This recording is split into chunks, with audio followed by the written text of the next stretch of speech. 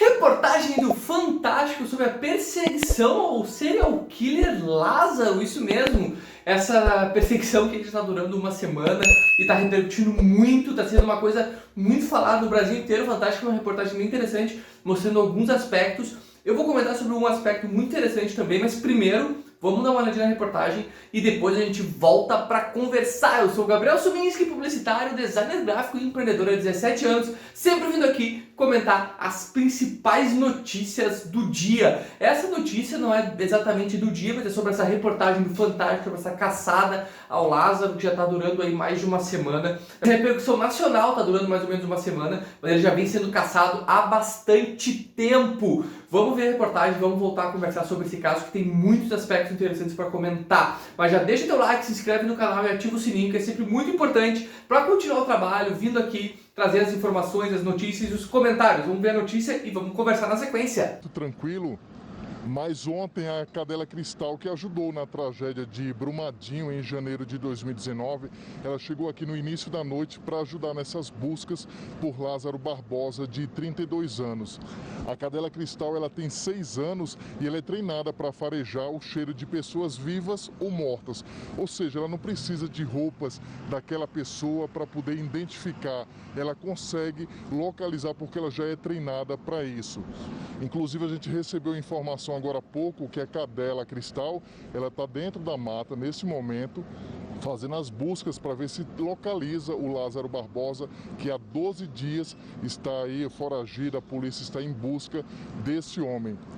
Toda a população aqui de Cocalzinho de Goiás está muito assustada, porque até então era uma cidade muito tranquila, e há 12 dias está passando por esse terror, por esse medo.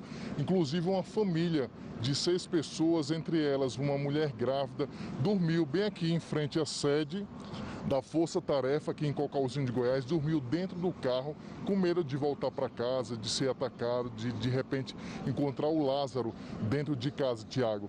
São 12 dias e mais de 270 policiais estão aí nessa Força Tarefa para tentar localizar o Lázaro Barbosa, de 32 anos, o mais... Então, nessa perseguição aí ao serial killer brasileiro, o Lázaro, já vem durando aí uma semana.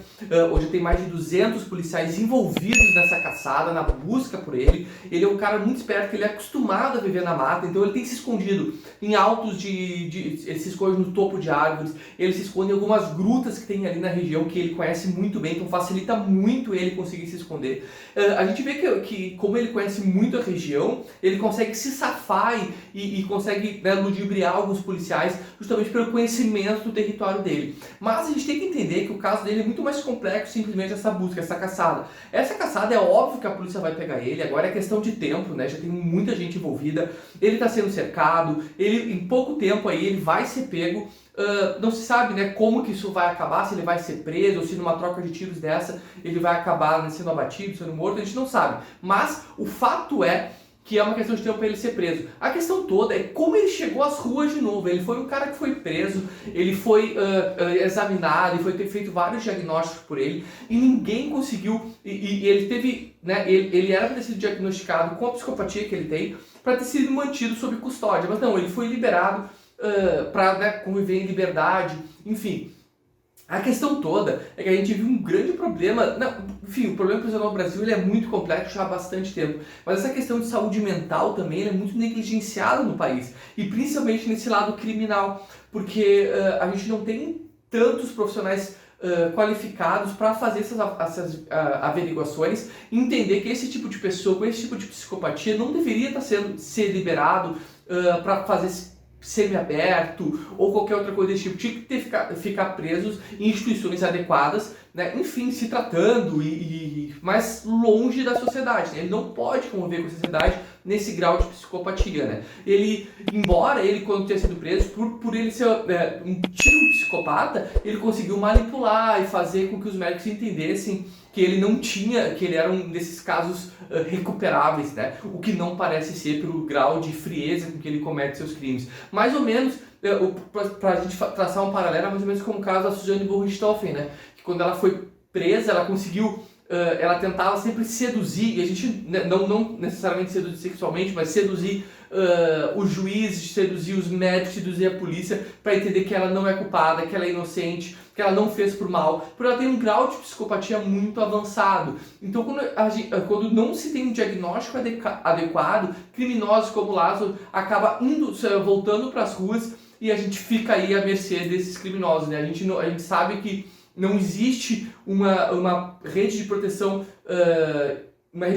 de diagnósticos, de exames para esse tipo de problema, para manter esses caras e não dar a liberdade, né? A gente precisa de instituições adequadas para poder manter esse tipo de pessoa presa e não voltar à liberdade. Ele não pode, depois de capturado, ser preso como um criminoso comum que vai cumprir o seu máximo de 30 anos e, dependendo, né, ser solto muito antes. Ele tem que ser entendido, tem que ser mostrado e diagnosticado como o grau de psicopatia que ele tem e ser mantido numa instituição adequada para tratar a saúde mental e mantido longe longe da sociedade. Já vi vários especialistas comentando que ele é um daqueles típicos, aparentemente, daqueles típicos casos irrecuperáveis, né? Que ele nunca pode conviver abertamente na sociedade, porque para ele a morte e as coisas que ele faz, tipo de assassinato, para ele não tem remorso, não tem consciência e ele não vai se recuperar. Então ele precisa ser mantido em custódia. Pena que a gente não tem ainda muitas instituições adequadas para manter esse tipo de prisioneiro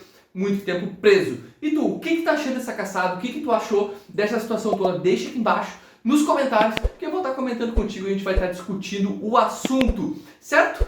Muito obrigado, voltamos amanhã com mais notícias comentadas. Valeu, até mais!